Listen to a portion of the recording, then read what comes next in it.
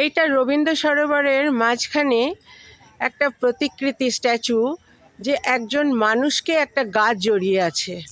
তা এটার মানে গাছ মানুষের কাছে কত প্রয়োজনীয়, গাছ মানুষকে কতখানি অক্সিজেন দিচ্ছে, গাছ মানুষকে কিভাবে রক্ষা করছে, সেইটাই এখানে দেখানো আছে।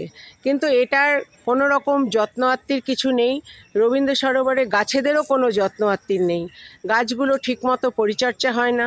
যে গাছগুলো ঝড়ে ভেঙে পড়ে যাচ্ছে আবার নতুন করে সেই বড় গাছ লাগানো হয় না, কিছুই হয় না রবীন্দ্র সরোবরে।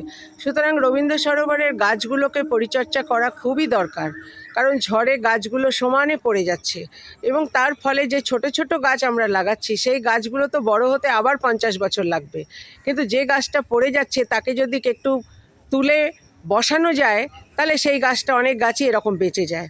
তো সেই কারণে আমাদের উদ্দেশ্য হচ্ছে গাছগুলোকে সরকারের কাছে বলা, সরকারের দেখা উচিত যে গাছগুলো কিভাবে বাঁচানো যায় গাছগুলোকে, সেইটা কেএমডি এর উচিত যে গাছগুলোর প্রতি নজর দেওয়া।